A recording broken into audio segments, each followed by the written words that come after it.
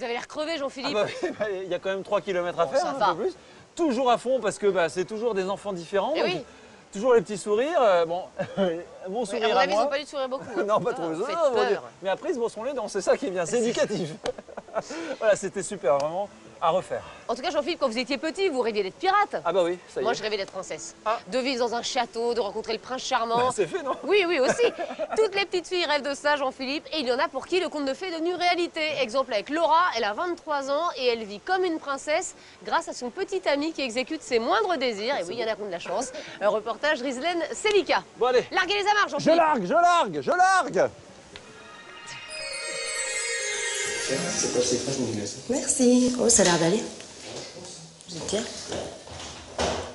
Je veux bien des glaçons. Glace pilée ou glaçon? Ah, glace pilée. Il était une fois Laura, 23 ans. Elle n'a pas le sang bleu et pourtant au quotidien, c'est une véritable princesse.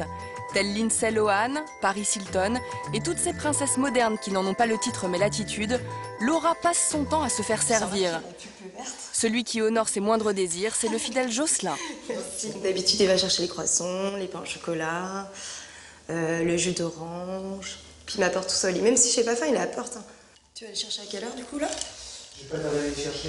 Contrairement aux apparences, Jocelyn n'est pas le majordome de Laura, mais son petit ami depuis 4 ans. Bon, de toute façon, je crois plus de ménage, on ne sera pas là. Le jeune homme est auteur-compositeur, mais il a clairement choisi de mettre sa vie entre parenthèses pour se consacrer à sa vraie passion, Laura. La jeune femme, de son côté, participe de temps en temps à des concours de beauté ou à des shootings photos, comme en témoigne sa page internet. Comme toute princesse qui se respecte, elle adore être admirée et a fait de son besoin d'être regardée son gagne-pain occasionnel. Dans quelques heures, une séance photo a lieu sur la plage de Brest et pour que mademoiselle soit au top, c'est Jocelyn qui va chercher en voiture son esthéticienne et sa coiffeuse. Des fois, oui, je sacrifiais des moments à moi où j'avais des choses à faire pour elle parce que si je le fais pas, c'est la laisser seule et dans ces cas-là, si elle se retrouve en période de stress, je me sens un peu fautif par rapport à ça. J'appelle juste Note pour lui prévenir. Ouais, je t'envoie le numéro en plus. Ouais, numéro pour la séance. Bon, à tout à l'heure. À tout à l'heure. Pour Laura, ses attentions sont pourtant tout à fait normales. C'est essentiel hein, qu'un homme pense à ce que j'ai besoin, à ce que je veux. Bah, ça sert à ça, un homme aussi, à prendre soin de sa copine. Tu vois où elle est? Reste à savoir si un prince charmant peut vraiment être charmant s'il répond à tous nos désirs dans la minute. Nous avons posé la question à Alain Héril, psychothérapeute. Quand on est une petite fille, on veut être une princesse pour avoir un prince charmant.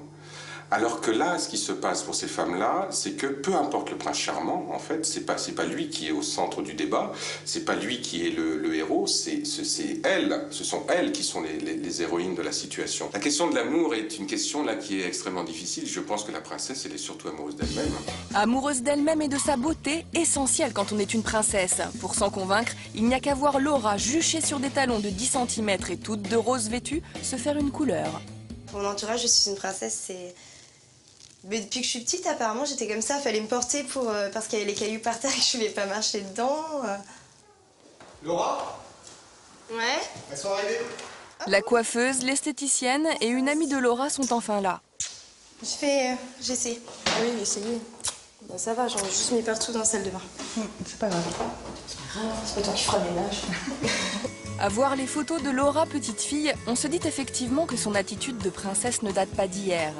Tenue soignée, jolie coiffure. Et aujourd'hui, grâce au concours de beauté, c'est carrément l'écharpe officielle de 4e dauphine Miss Princesse, remportée cette année, que la jeune femme arbore fièrement. Ah oui, ils ont jugé que j'étais une princesse avec la classe, l'élégance, la façon de se tenir. C'est sûr, c'est pas quand on s'habille en comme date qu'on peut être élue Miss Princesse. Je suis loin d'être Dernière. princesse. Je sais même pas si tu aurais été présélectionnée avec ça. Du tout. Celle qui supporte ces remarques avec le sourire, c'est Nat, une amie très nature.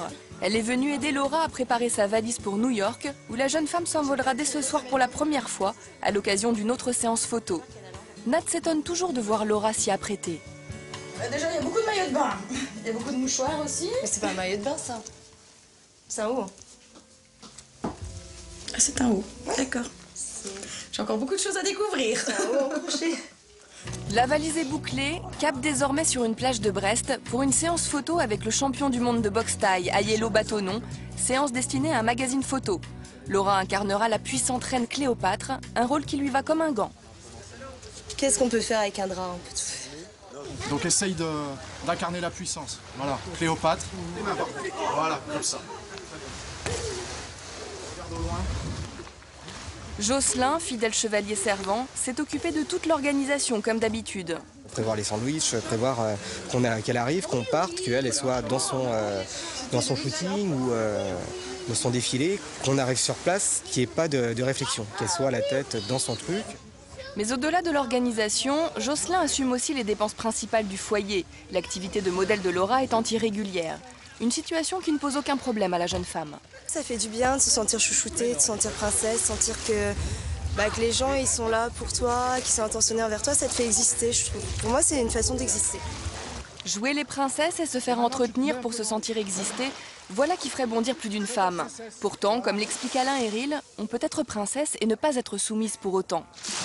Il me semble quand même que la princesse, c'est elle qui a le dessus. Parce que c'est elle qui impose à son partenaire un mode de fonctionnement, une manière d'être et une manière de la considérer. Donc, j'ai pas l'impression que ça soit vraiment une femme soumise et une femme qui est essentiellement à la merci de son mari. Vivre son rêve de petite fille en se transformant en princesse du quotidien, pourquoi pas? Mais gare aux histoires qui ne finissent pas toujours comme dans les contes de fées.